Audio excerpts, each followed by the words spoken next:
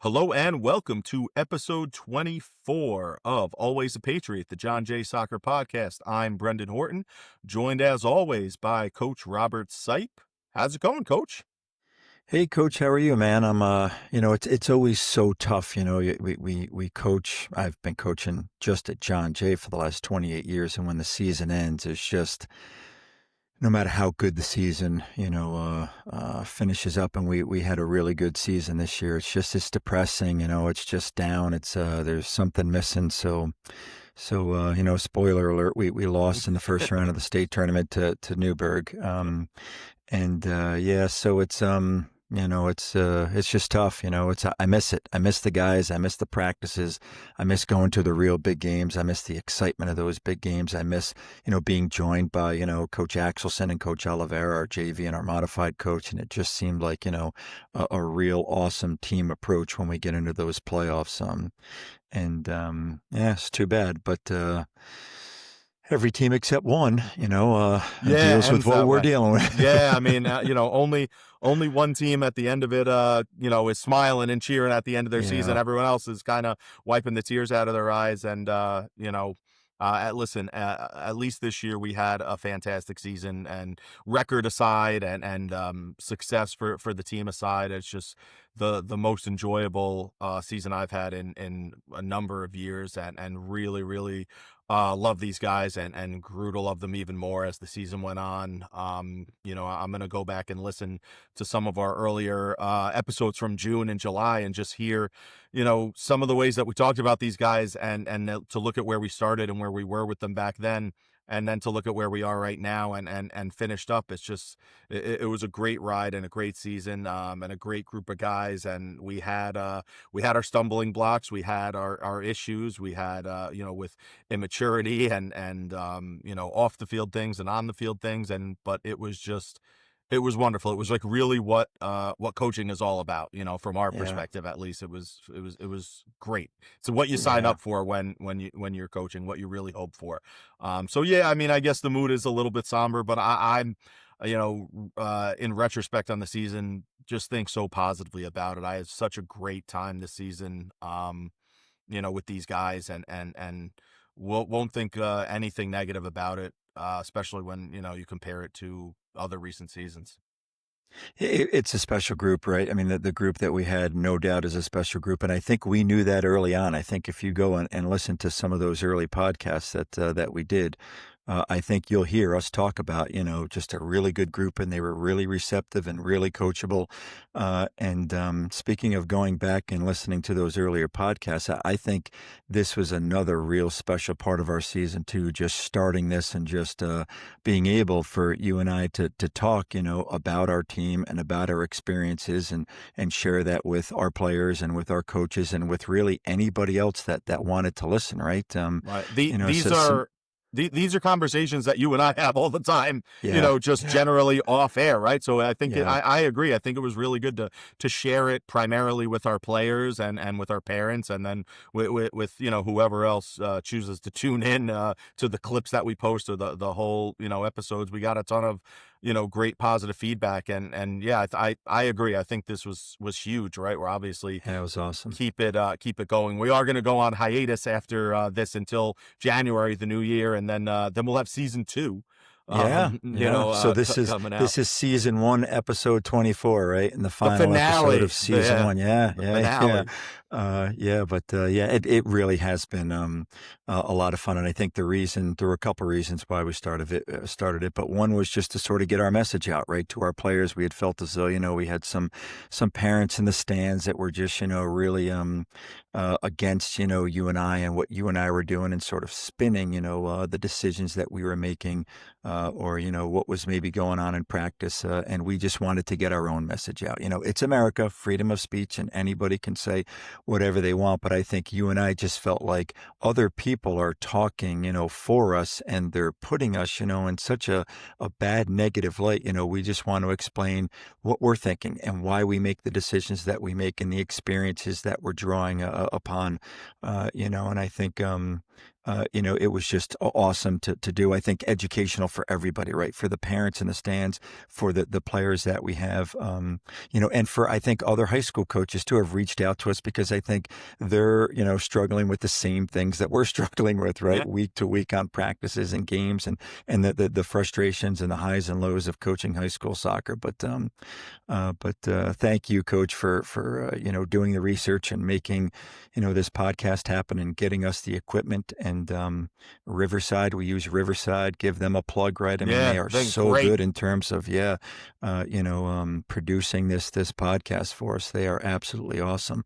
So at any rate, we've got some stuff to talk about. So let's get to it. Right, that first round of the state tournament on Wednesday, we went to FDR up in High Park, Roosevelt High School, and we lost to Newburgh 4-2. We didn't play great in the first half. Right, we went down 1-0 pretty early. Justin Ortiz, again, we've talked about 40 some odd games that we went without getting an offensive penalty kick.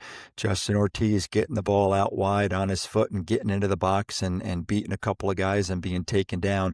I looked at that replay. I'll have that video up. He got taken down pretty Yeah, hard. I mean, yeah. he really got leveled. He was dribbling right at the near post, and if he didn't get taken down, he was going to score or Yeah. have a very easy assist. So, I mean, that's what we talk about. When we're talking about telling our guys to get into the box, it's not about drawing a penalty, necessarily. It's about forcing the defenders to do something Yeah. or concede a goal.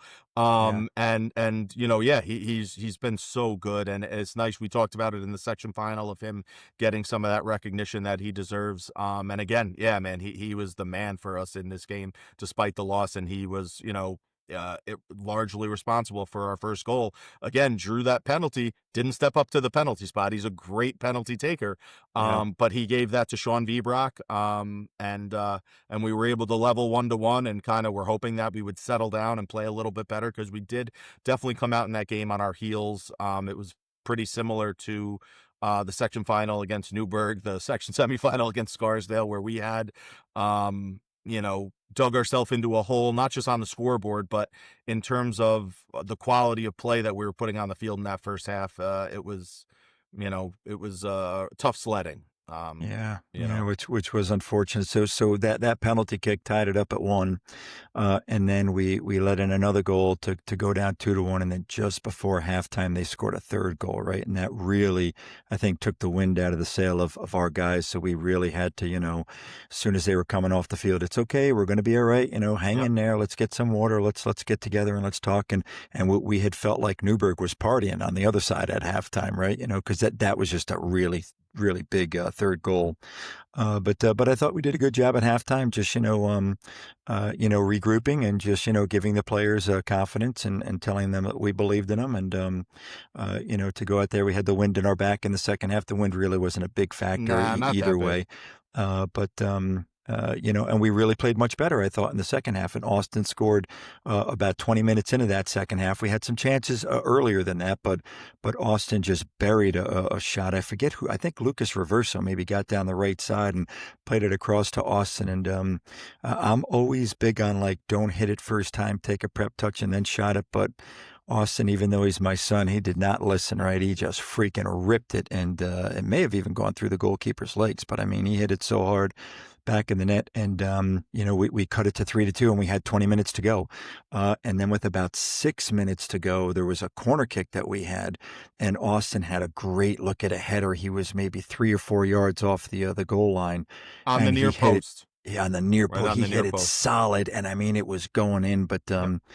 there was a guy A for defender. Newburgh. Yep. Yeah, he was On on the the near post, post, right. like you always like to have that on the defending corners. You're Yeah. responsible for our defensive positioning on corners, and That's why he put a and that's guy why, there, that's right? why, Like, yeah, because if that yeah. guy's not there, Goal, it's 3-3. It's 3-3. It's 3-3. Yep, Period. yep, Right? yep.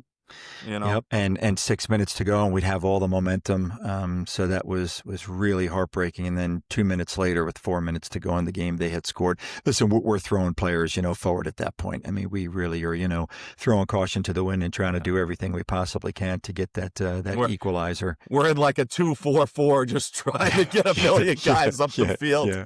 Yeah, we were.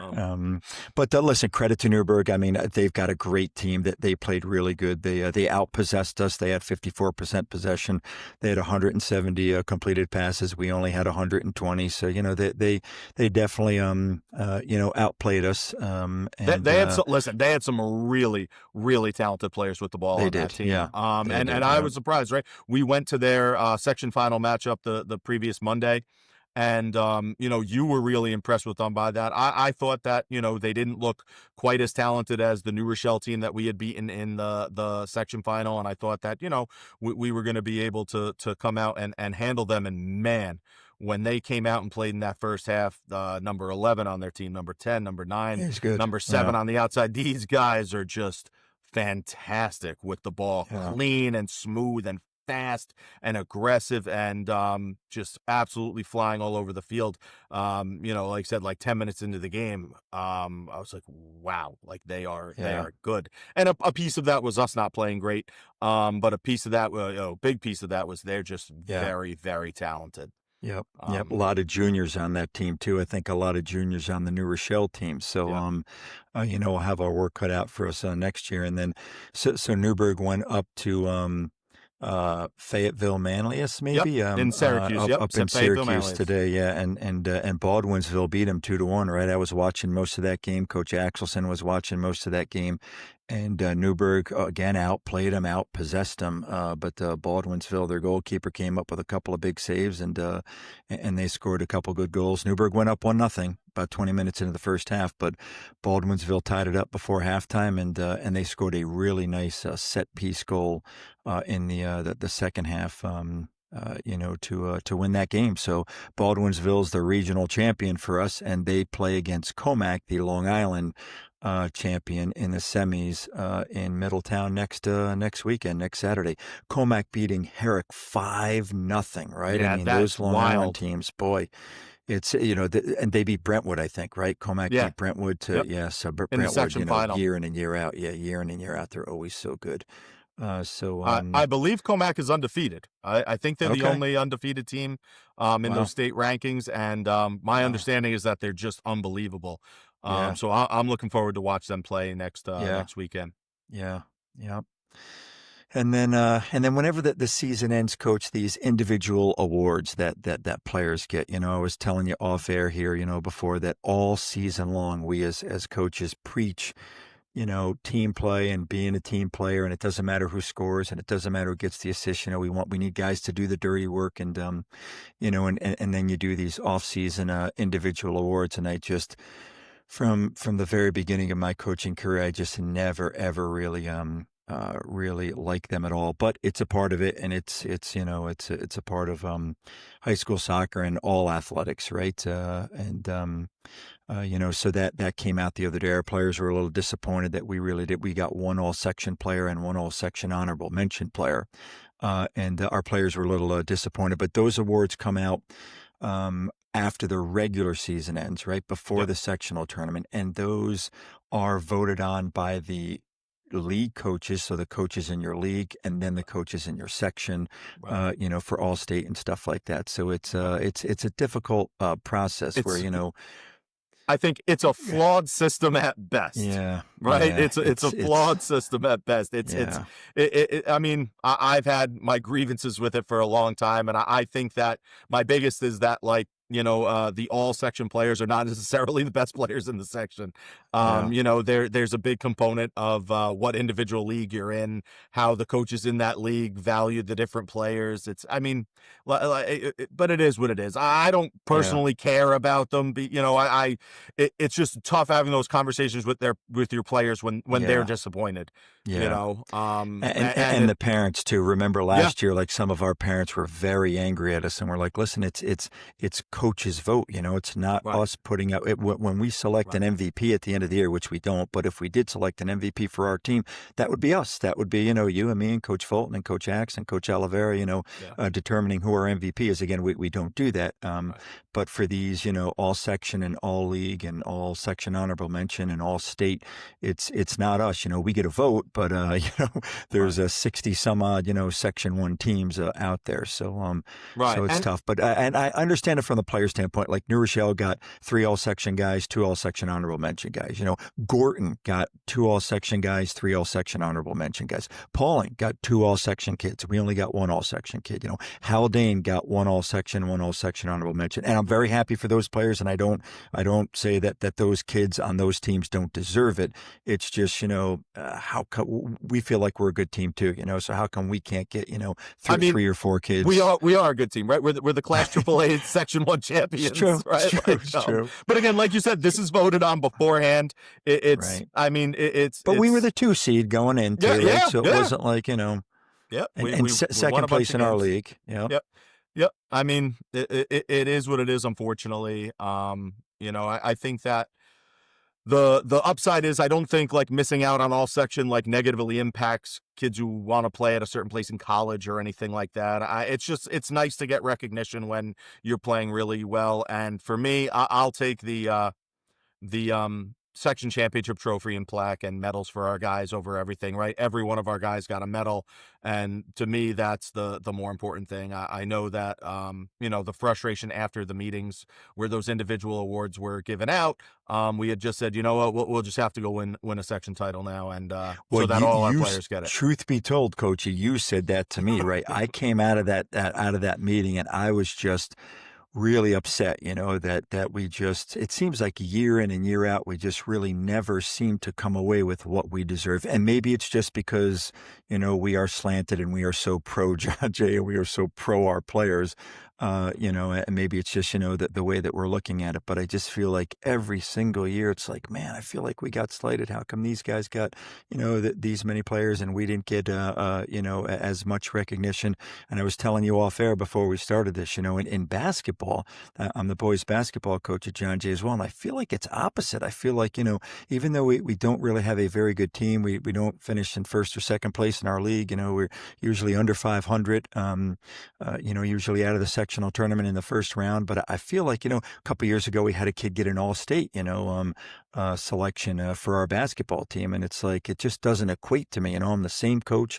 I'm going to, the same section meetings. And for whatever reason, it seems like I come out of those basketball meetings, with more individual awards for our players. And I come out of the soccer meetings and, our guys just don't get, what we perceive that they maybe should deserve. But like you say, in the end, it's all about the team, and it's all about, and we preach that, and that's all that I really care about. And maybe we do it to a fault to our players. Maybe we're telling them, hey, it doesn't matter how many goals you score. Just, do the dirty work and get back on defense and move the soccer ball and play quick, and then, before you know it, we don't have guys that have, 20 goals in the season. And the other thing is when we're up, we usually pull our players and we let some other players go in. We had some players on our team, first year varsity players, right, that we said you're probably not going to get any time. How many games did they get in? 5, 6 games this year? Yeah, 6 games, right, yeah. right. So 6 out of our 16 games, right, that we play in the regular season, we're playing players at the end of our bench that we really were honest with and said, hey, listen, we don't think that you guys are going to get a lot of time. So maybe that's a factor in it as well. But hey, listen, whatever, regardless, we'll go forward. We'll keep working with the returning players. We so thankful to our seniors. We celebrated them on senior night, and looking forward to getting back come January with our returning players. We write them all individual evaluations, right? You really take the lead on that, Coach. You did such a great job with that. Just sitting down and really writing, specifically what each player needs to do and what we're looking for them to bring to our team next year. And a big part of that, Coach, is running track. Winter track, winter track, and right? spring track. Yeah, if you that might be in every single evaluation. If you are listening to this the day it is released on Sunday, November 9th, today is the last day to register for winter track. And if you're on our team or one of our players or one of our JV players, in all likelihood, we expect you to be signed up and doing it, unless you're signed up to wrestle for John Jay or play John Jay basketball or some other winter sport, right? Like, I know you guys play club soccer, but guess what? Everyone plays club soccer, right? Like at our school, right? Like on our team, no one's not playing high level club soccer. And if your desire is to be a bigger contributor next year, if your desire is to make the varsity team when you didn't this year, if your desire is to start when you didn't, right? Like that is the easiest path to improvement, right? Because and I sent out a big email to our parents the day after we were eliminated on Thursday about winter track and the sign up link, and explaining that we had a few of our players run last year, and I just outlined the positive impact that it had on those individual players. Two players who made our varsity team for the very first time, who made any John Jay team, or maybe even any Wappingers Central School District modified JV or varsity soccer team for the first time as seniors, who one wrestled and ran track, and then one other one ran track. And I think that that was a huge factor in them making the team. One of those players, Chris Mollicone, started for us a Yeah. bunch of games, started in the section final, started in Yeah. the regional game against Newburgh, played every minute. Yeah. Justin Ortiz, the season he had, we talked about him running over 9 miles in Yeah. two separate games against Arlington and against New Rochelle. We had Michael Versace, who as a junior barely saw the field at all, started almost all our games for us this year. Had Justin Brankamp, again, barely played at all as a junior. Unbelievably fit and fast. Now, again, these guys made other strides in their other areas of their game. That's also expected. But if you Right. cannot cover ground, if you cannot um, cover ground on the field and do it with speed, I promise you that you're not going to play over someone who can, Yeah. especially when the talent level with the ball is so close with all of our players, right? All of our players play all this club soccer. They're technically very, very strong. Yeah. People won't stop talking about it, right? Other coaches, tell us constantly, I wish that I had at my tryout the level of talent with the ball that you guys have. So it's not like, listen, I've coached teams where there's 7 players who are talented with the ball on the entire roster, and you're Right. kind of navigating some of those issues. We generally don't have those issues, right? Like we have 100 guys come try out, and 85 of them are really good with the ball. Yeah. Yeah. So, if you're like sitting there going, well, I'm really good with the ball, congratulations, you're in good company, right? Like, Right. that's not something that separates you from other players in our program, but being unbelievably fast, being unbelievably fit, being able to cover a ton of ground, being able to defend relentlessly, which is what, basically kept Chris Mollicone on the field for Yeah. us late in the season, was his ability to just win the ball. Is huge for us. And Yeah. the success of our program this season is only an anecdotal proof positive that I want to do that even stronger going forward, right? Like we recommitted to that this year, saw almost a 180-degree turn in the level of success of the program and camaraderie in our players, and all sorts of these things. Um, it's not like we're suddenly going to step away from that. If anything, I want to hammer that nail even harder and Yeah. stronger in 2026, so that the expectation next year is like, hey, we had 7 guys, on our varsity team run track. Why aren't 15 of our guys running Right. track? You know? Right.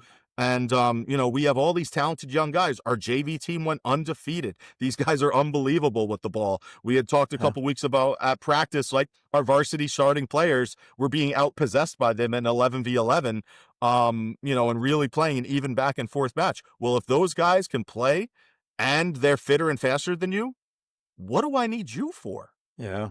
Yeah. I don't care that you're a senior or a junior or whatever. Like if this guy's in 9th or 10th grade and he checks all the boxes of things that you and I value, that's who's playing, Yeah. right? There's Yeah. not a phone call or an email from your mom that's going to change that. And we've talked at length, right, about Coach DiVittorio at John Yeah. Jay. I mean, just an awesome guy, an awesome track coach. We've talked at length about track practices right after school until 3:45, 4 o'clock. So it's not like some of the guys are like, well, I play club soccer and my club team. Yeah. Your club team doesn't Yeah. practice at 3:30 in Practice the at afternoon, right? 6, right? Right, You right, practice at right, 6. And right, when you're U17, you probably practice at 8. right, You right, know, like, right. again, it's one of those things that's okay. Hey, listen, you can't do it. That's okay. Other guys can, Yeah, and yeah. they're the guys who can play. Yeah, and listen, from myself, from a coaching standpoint, I remember I had this kid, Sharif Ali. I don't know if I told the story Yeah. before, but I you played know, with Sharif. I remember yeah, Sharif. she's such a good player. I Yeah. mean, such a skillful player, and club soccer wasn't, what it was now, what it is now, but what it was back then. So, I was really instrumental in trying to get him to colleges, and he wanted to go to UConn, or I'm not too sure if he wanted to go to UConn, but UConn was looking at him. So he went up to, what's the place up in Albany? The Aframs. Aframs Yep. Indoor. So it's like, I don't know, November, December. It's after our season is over, and his club team is going up there. So I'm in touch with the UConn assistant coach, and I can't remember the guy's name. And I don't know if I brought Sharif up there or I just went up there to watch his club team play and then talk to the UConn coach afterwards. But the UConn coach was going to be there, and so he watched Sharif play. And after the game, I said to him, hey, this is to the UConn assistant coach, what do you think?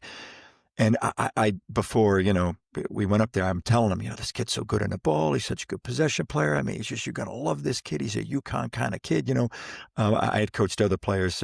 Rui Fernandez went to UConn and won a national championship there, I think, in 2000. But so after, watching Sharif play, and I knew what the guy was going to say, and it broke my heart as a coach. And he's like, yeah, he was an English guy. He's like, yeah, you're right, coach. He definitely very good, very skillful on the ball. He's not going to hurt us in possession.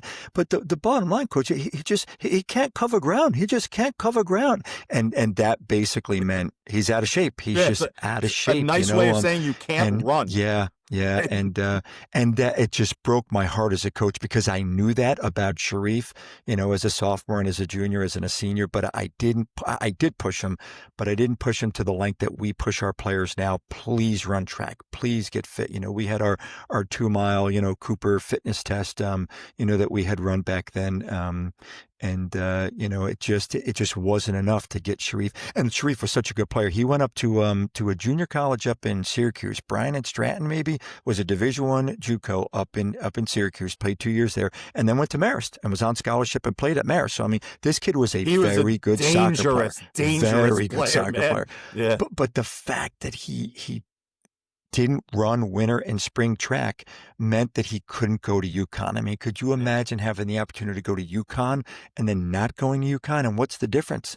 You didn't run winter track. You didn't run spring track. And like you said, that was one of the big differences from, teams that we've had last year or, in the years past and this year's team. Our guys were fit, and we just demanded it this year. And I, as a coach, didn't coach like I coached Sharif Ali, and I'll never forgive myself. I let Sharif Ali down, and I let those players down last year, and the players down, in years past that we didn't highlight to them enough the importance of just being fit. And you have this incredible resource at John Jay, Coach DiVittorio, and like you say, winter sports registration ends Sunday, November 9th. So please sign up and please go and please work hard. And Coach DiVittorio will do such a good job with you. He will not only get you fit, he will teach you how to run. He will teach you the proper way to run. Right. So, and we talked about that earlier a week or two ago, right? None of our players who ran track had like quad or hamstring or calf or any hip or any sort of soft tissue problems, right? They are healthy. They run properly. They're not fighting against themselves. And guys are signing up, right? Because guys have been texting us, reaching out. Parents have been asking us different questions. So again, if you're a guy who's not doing it, just know that people are.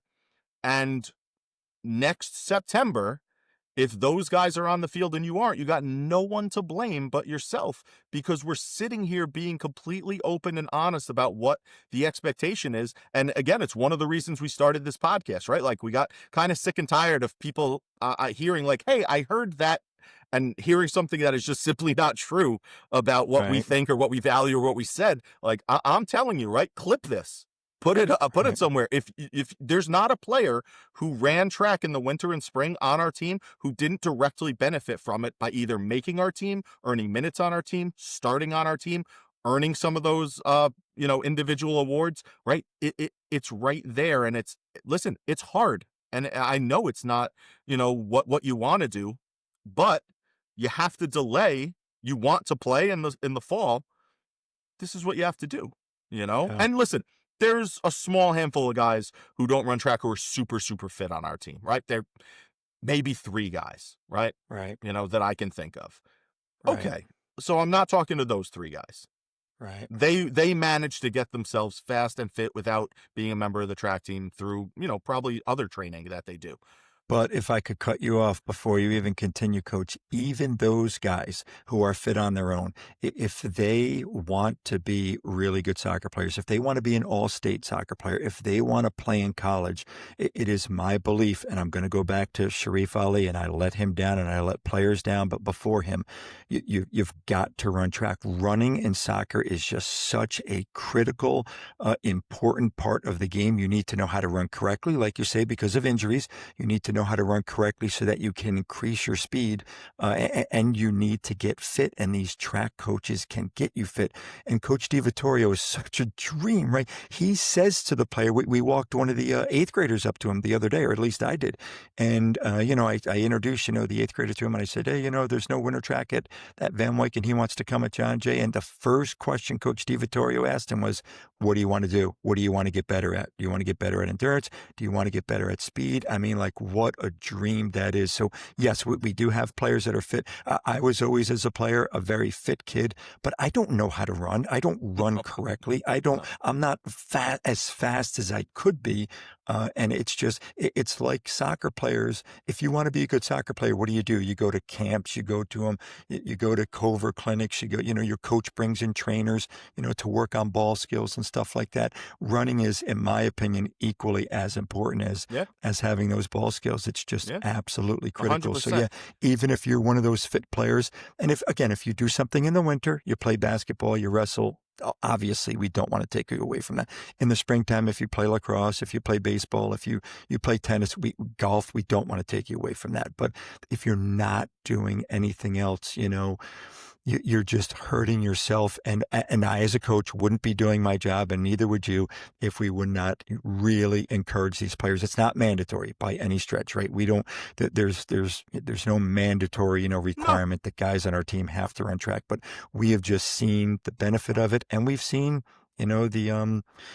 The players just not achieve, Sharif not being able to go to UConn because he just wasn't fit enough. Right. Yeah, it's definitely not mandatory, but again, when the guys who come in fit and fast and healthy get the bulk of playing time, like, I,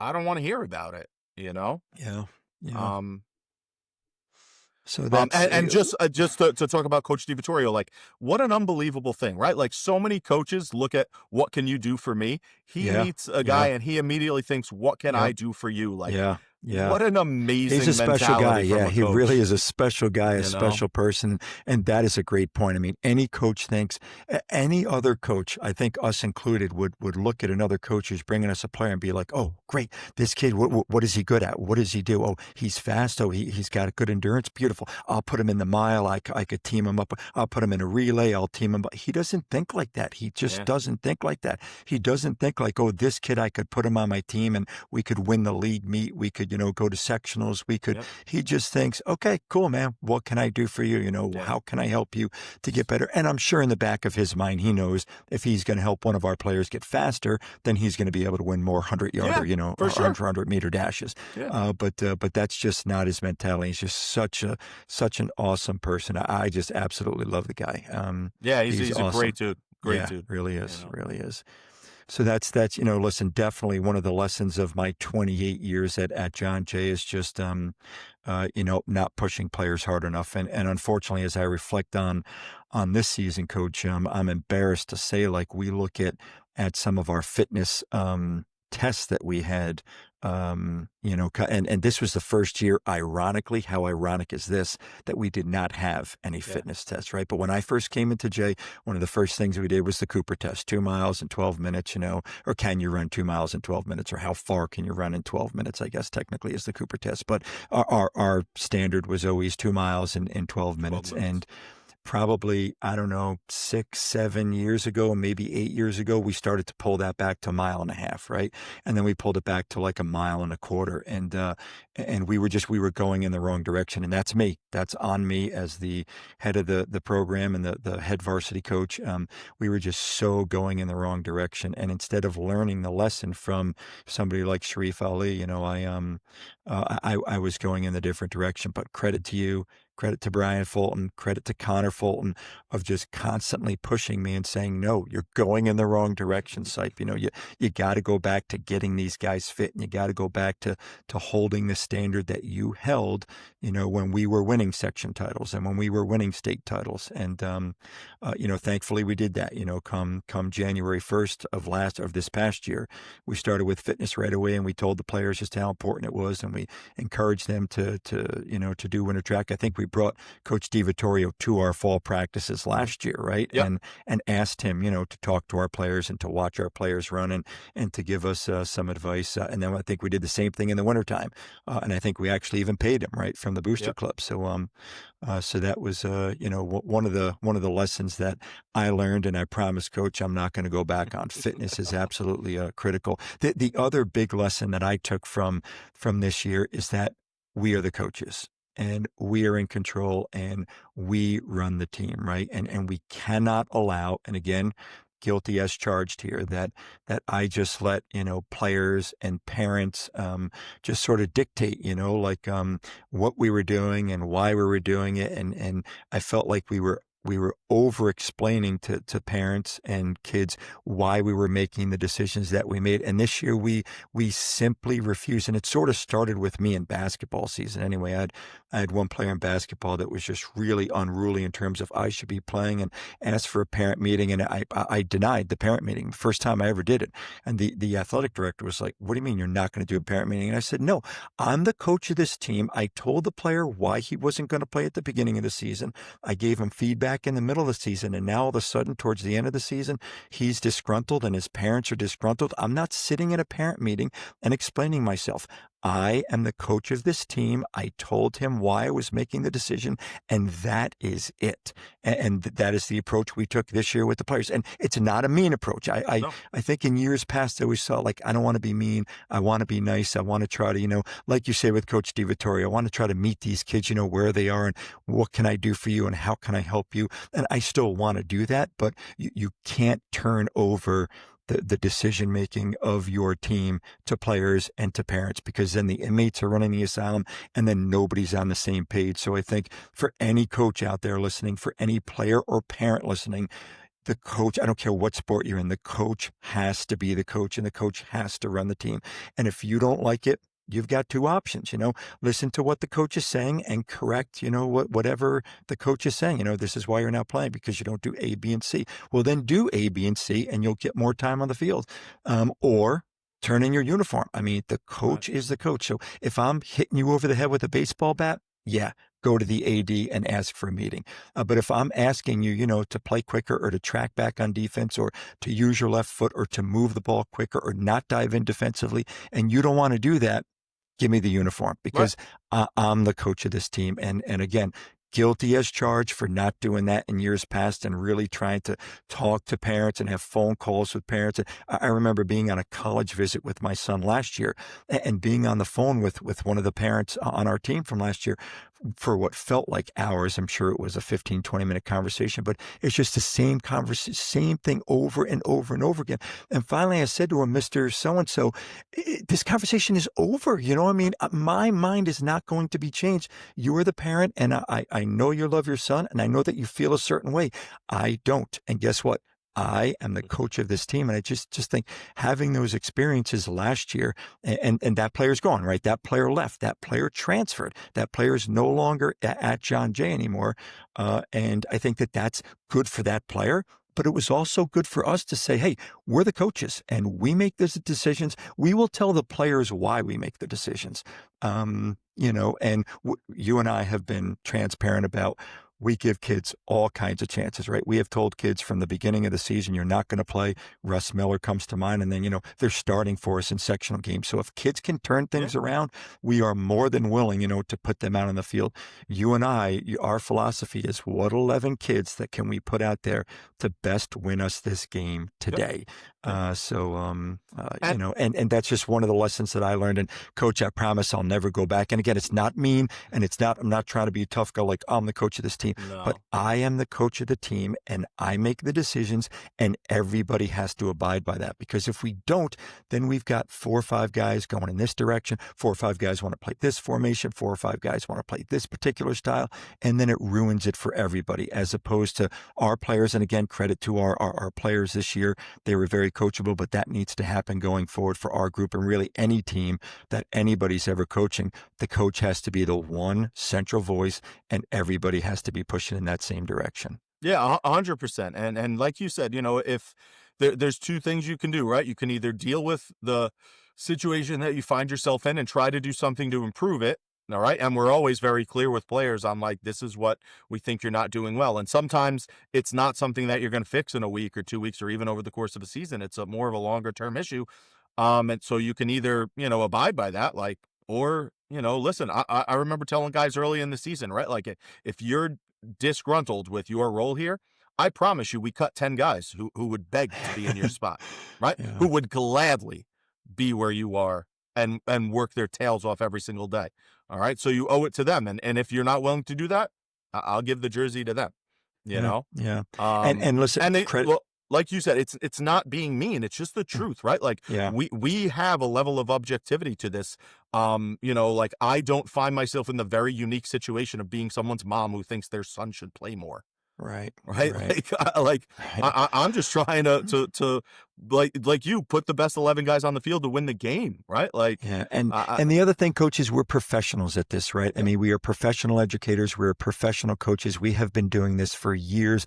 We yeah, have national certifications. We've gone to national coaching schools. We've coached at different high schools, at the college level.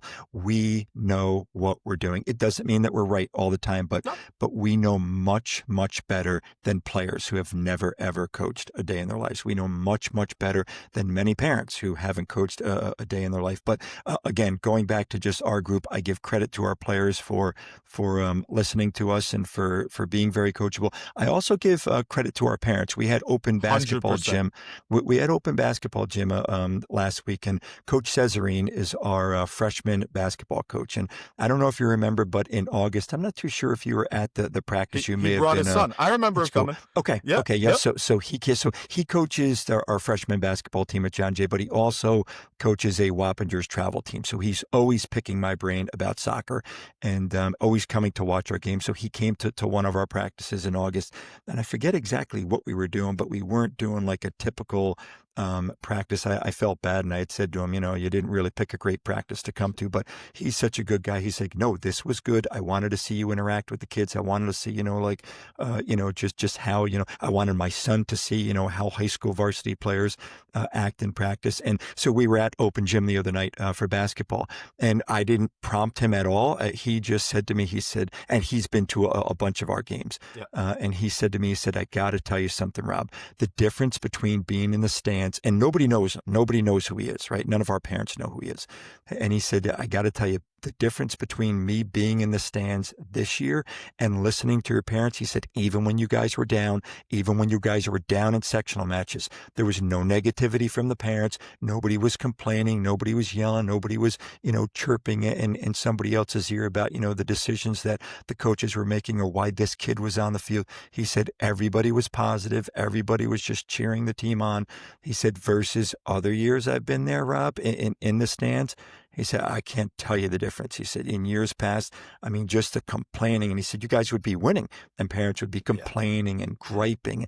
And he said, because I think I was telling him we had such a good group this year. And he said, let me tell you something. You have a really good group of parents too, because they're just all so positive. And it's almost like putting a spy in the stands, not on purpose. We didn't do that at all. But sometimes your wife goes, right? Remember a couple years Similarly, ago, right? your Like wife, my, right? my Your wife wife. has been in the stands and after games, come to me and been like, you should hear some of the things that these people are saying about you and Coach Seipp. She's like, there's no way they know I'm your wife. She's like, but like, things that make her jaw drop. And I'm like, yeah, Yeah. no, I'm sure. Like, Yeah. I'm sure they think, at some point, maybe we'll make a good decision. And sometimes I put that stuff in my emails, right? Like I'll say like, I know that you guys think that we make all the wrong decisions and play all the wrong kids, but we're trying, and we do have a solid knowledge base and a Yeah. ton of experience coaching and like And we're with the kids every day, right? I mean, we're yeah, with the kids yeah, every day in right. practice. We see them every day, mom and dad, that they don't see them every day. Yeah, But and listen, I'm sure it's difficult. I'm sure it's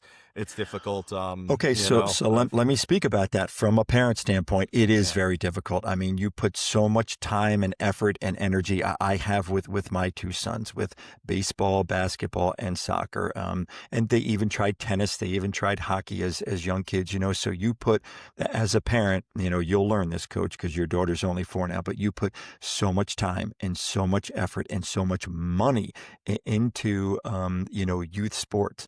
And I always thought of it as I'm doing this because I want to give my kids the very best opportunity to be successful. I never thought of it as I'm throwing all this money or all my time in so that my kid can be all sections, so that but my kid can, play at the college level, so that my kid can make a particular team. It was always, I want to give my kid the very best opportunity. And then it's kind of like teaching a kid how to ride a bike. You got to pump up the tires. You got to buy the bike. You got to, stand behind him and make sure, it does. But at some point, you got to let him go. And, the kid has to do it on his own. And if the kid, doesn't have the desire, doesn't have the fire, doesn't have the drive to do it, it's nothing against you as a parent. And I know it from a parent standpoint. You think, oh, I wasted so much money on this AAU basketball team, or, and my kids now, they're not going to play basketball in college. So it is so tough from a parent standpoint, but parents do this so that they give their kids the very best opportunity to be successful, but then it's in the hands of the kids, right? And the kid has to take it on their own, and they've got to run winter track, and they've got to really bust it at practice every single day, and they've got to, show the coach that they should be one of those 11 players out there on the field. I think that you are in the vast minority of that perspective, coach. I think it's the right perspective to have. I think it absolutely is the way that it should be. I just think that the vast majority of people are not in that boat, to the point where I've told you, right? Like, my daughter quit soccer twice now, and she's 4.5, and I've had people be like, "Oh, are you like crushed? Are you like so upset?" I'm like, "No, like, I mean, she's 4. I didn't start playing soccer until I was like probably 6. I don't know, Right. and like even if she never plays sports, like there's a big part of me that is completely okay with that because I just don't want to be surrounded by that level of kind of negativity and things like that. I think that it's so toxic and all that things, where we are starting tomorrow our first art class. I asked her a couple of weeks ago, do you want to do gymnastics? We had done that. She said no. I said, all right, like what about an art class? And she was like, yes. I said, all right, so we got our Right. first art class tomorrow, and if That's that's what we awesome. do, I'm completely happy Yeah, to that's awesome. not head down the youth sports roller Yeah. coaster ride. And I mean, if I do end up there, I plan on having that same perspective as you, where Yeah. it's about them, and it's not like the end goal is not like an end product where like I did this so we deserve this. It's giving them the opportunity, and then it's still a meritocracy at the end of the day, right? Like it's still a matter Yeah. of the best guys in the perspective of the coach, and that's the perspective that matters. you know Yeah. um like that to But yeah, me listen, is you're you're important. you're you're a great dad, coach. You really are a Thanks. great dad. And I had a great dad too. When I was a kid, my father wanted me to play baseball, and ironically, I didn't like baseball. My kids loved baseball, but I didn't want to play baseball. I wanted to play soccer. And I remember my father saying to me, "You're not playing that kicky ball crap," because soccer was not popular back in No, the late '70s when no, I was a young no. kid, and he did not want me to play. But to his credit, he let me play because he wanted me to find my own way. And whether it's your daughter with art, or me with soccer. And my dad was not a soccer guy, did not want me to play soccer. 6 years later, he was coaching my younger brother's travel soccer team, right? I, So I mean, he got into it, but again, as a parent, I think you just do everything, and we all love our kids, so much, and you just want to give them absolutely every opportunity. But then I think that the tough part for all parents, but maybe it's not tough for me. I don't know why it's tough for me. You just, at some point, you got to cut that umbilical cord and say, hey, listen, I mean, I've given you all these opportunities, all these private lessons. I've put you on all these top level, club teams. I've I've, talked to you in the car ride, before games and after games, and now at this point, I got to let go of that bike, I got to cut the umbilical cord and now it's got to be you, and if you don't want it as a kid, that is okay. It Right? really is It is. okay. Be- It's tough to say as a parent because you put all that time and all that money and all that effort into it. But if the kid doesn't want it in the kid's gut, it's you can't force And it. you have to think about it like more objectively, right? It's that journey that you're getting there is so It's valuable. a Whether great you know point. what I mean, It's a like great point. some of my best friends to this day are kids from my U8 travel soccer team who Yeah. went to a different elementary school as me. So the only reason I knew them was from soccer, Right. and like we haven't played in 20 years and they're Right. still my best friends. Yeah. So and I know it's tough to have that perspective, and I don't know if it's a society or what, but just I wish more people had that perspective where like you're getting so much out of this. I know it costs a lot of money. I know that that's an issue in youth sports in general now.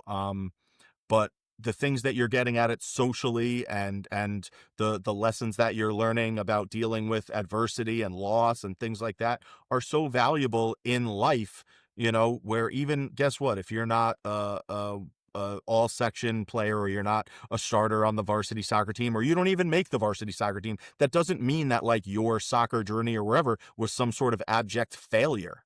It's a great It point. was still incredibly valuable. Like even if I had never played for you at John Jay, those guys would still be my best friends, you Right. know? It's a A- great point. And And those guys and still have memories that yeah. are unbelievable from outside of what was happening on the field in games. That's a great point, and You I know? would take my kids a couple years ago, all over up and down the East Coast, right, playing in baseball tournaments, and guys from Terry Feely to, my own brothers would say to me, Is this worth it? Is it worth all the money that you're spending, to bring your son to all these, top level, baseball tournaments and play for these, former major leaguers?" And I know I've said this to you, and I said it to them. I said, my kids want to do it, right? So they want to play high level baseball, but B, the time that I'm able to spend with my kids sitting on a plane, flying down to Georgia is just, for me as a dad, it's just invaluable. And Yeah. spending time at a hotel and going even to a McDonald's to get a chocolate shake after the game, that is just, memories that I'll have as a parent. That'll last a lifetime, and it worked for one of my sons. Austin got a Division I scholarship. He's going to be playing Division I baseball next year, and it didn't work for Landon. He's at a junior college, but it worked for all of us. It worked for both Landon and Austin, and it worked for me as a father and for Nicole as a mother, and just the time that we spent together as a family made it all worth it. It wasn't. Do I want Landon and Austin to play for the Mets someday? Yes, of course. Is that realistic? No, that's not realistic. It's certainly possible, but highly, highly unlikely. And it's just the time that you spend, with your kids. And like you say, the lessons that they learn from striking out and from losing and from winning, that are life lessons, and, that are the memories. And like you say, when you were talking about, you and your buddies, I was having flashbacks to me playing travel soccer. I was never a professional soccer player, but the friends that I met, and the friends that I still have to this day, and the memories that we had, are just invaluable memories. And that's what you do it for as a parent. And hopefully, we all in the end get, hey, my son is, the center mid of the soccer team and he's all state and they won the state title. Yeah, that is the dream Yeah. scenario. But the chances of that happening are like the chances of Landon or Austin playing for the Mets. Right. It's highly, highly unlikely. And Right. and you do it just to spend time with each other and to work hard and to, be the best that you can be. But in the end, you kind of got to let the chips fall where they fall, and you got to let your kid, find his own way. And you have to let the coaches that are, either recruiting your sons or making the draft decisions, or, making the lineup and the playing decisions. You got to let those coaches, make those decisions. And you got to let, your son or daughter, in your case, deal with the decisions that are made. And then they can learn from those decisions. Yeah. Why am I not in the starting lineup? What can I do? And then, like you say, the kid can turn it around, or the kid can say, you know what, I think I want to go to an art class tomorrow, Dad. Right. And and Awesome. and Let's maybe do it. maybe use that in the future when why didn't I get hired at that job? Why didn't I get put up for that promotion? Yes. Right? Like Yes. the Life the lessons. Yeah. lessons that get learned go far beyond that, and are applicable. And again, I'm sure it's hard, right? My daughter's 4. I'm Yes, yeah, sure I'm sure when she's 14, 15, 16, whatever we're doing, it will, definitely be a struggle. Like if it was easy, there wouldn't be so many parents in this boat. right, It, right, has got that's all I think about is like it must be very easy to fall into because so many people who are otherwise very, very reasonable, intelligent people just fall right, apart when it comes to this right. aspect of things. And I just hope I'm able to keep that perspective the same as you. And I think I will be just I think coaching, for the last 20 years right now and 10 years from now it'll be 30 years, has really helped, cement that in and coaching with you especially, right? Like I remember when I first started coaching with you 11 years ago, and you had talked about Landon and Austin and how much they loved baseball. And I remember asking you, being like, are you disappointed that they're not crazy about soccer the same way? And I was so shocked at your answer of no, absolutely not. Like, why would I be? And because even, back then I couldn't even dream of having children. It was so foreign of a concept to me that, but I remember going home and talking to my wife and being like, he's not upset at all. Like, this guy breathes soccer, like Right, he is right. soccer. Like, he's got these 2 sons. I'm like, he named his son Landon. I'm pretty sure after Landon Donovan, I'm like, and he's just, and I remember being so impressed with that and having so much respect for you as a person because, we obviously weren't as close then as we are now when we first started coaching together. And I just remember I'll never forget that because I've talked about it with my parents and stuff like that. I'm like his perspective on things is just so good and so such a breath of fresh air compared to some of the other things that you see and read in the news and hear in stands and things like that. It's just it's wonderful. Well, we start thank you, coach. That's an honor for you for you to say that. But I think we started this segment on complimenting our parents, right? And Coach Yeah, Cesarine, being in the stands. So I think a credit to our parents. I think we've got really good kids. We had really yeah, good kids this year. What an honor it was and a pleasure it was to coach them and the parents as well. I mean, it was just an honor and a pleasure to have them in the stands and rooting us on. And it was a great year. So, unfortunately, this podcast and this season is coming to an end, and we look forward to next year on Thursday. You and I are going to go to Sacred Heart yeah. We're gonna watch University, the right? We're going to watch the MAC semifinals. semifinals. Yeah, of the Yeah, MAC yeah, tournament. We did last yeah, year, right? Last year we watched yeah. Marist. We went to Couple of them, Iona. yeah, We yeah. and they were awesome. And right after our season ended, I jumped on the computer and started looking up the schedule and where can we go. That's in a reasonable distance. And we're gonna go out to Connecticut and catch some of that. I'm pumped because those games are Yeah, so great seeing that that yeah, that level and that speed, yeah. to just further drive home some of the things that we see. Yeah, yeah. And I think you and I do that to give our players the perspective of if you guys want to play at that level, we want to go there and we want to sit behind the bench and we want to see, what these players do and how these players play and how fast these players play and what the coaches are doing, to help the players. So it just really helps us to continue to educate ourselves and try to become better coaches year in and year out. So, it was a good season this year, but I think you and I are kind of pumped to Yeah. coach again next year. Looking forward Yeah, to it. I can't wait. We've got so many talented players coming up through the pipeline, so many committed players. I'm pumped to see, reach out to Coach Steve Vittorio in a couple of days and tell him, send me a list of the soccer guys who are coming Yeah, for winter track, and then pumped to set up our winter program in January and just kind of do it all. It's like the hamster running on the wheel, another one starting over, but I wouldn't have it any other way. I love it, man. I yeah, love it. yep, yep. Same, I love same, coaching at John Jay. I love coaching with you. I love same, coaching same, these guys, and same. Yeah, thank you so much to our guys and our parents and everyone who really helped make this season really special in a lot of different ways. Again, if had we lost in the section final and not been section champions, had we lost at any point along the way, I think I would feel largely the same way. I might, yep, be disappointed that they didn't get, achieve their goals, But we've been saying these things about our players long before we achieved the goal of winning the section title, long before any of those things. So all those things are still true, and just a wonderful group of guys, a wonderful group of parents, and looking forward to seeing them at our soccer banquet in a couple of weeks, and kind of giving our new guys their letters, and giving guys their pins, and shaking everyone's hand, and wishing them on their way, and everything like that. I think Yeah. it'll be really good. Well said, Coach. Well said. And thanks to everybody for listening to us for, these 24 episodes. And good luck to the teams remaining in the state semifinals, right? Coming up next weekend at Middletown High School. I'm assuming Harrison is still alive, right? They've got a really good team. I'm assuming North Salem is still alive. I don't know. We probably should have done some research prior to recording this, but any of the Section 1 teams that are Yeah. still alive, good Continue to luck to all of represent the them. section well. Yeah. Yep. Yep. Yeah. All right. Well, thanks again, Coach, Thank for a you. great season. Thanks to, like you said, our parents, our players, and thanks to everyone for listening to us. We appreciate it. Yeah, we'll see you Until back next season. in January for season All right. 2, all right? Can't wait. Thanks, Ev- Coach. Thank you. Yep. Take care. Bye-bye.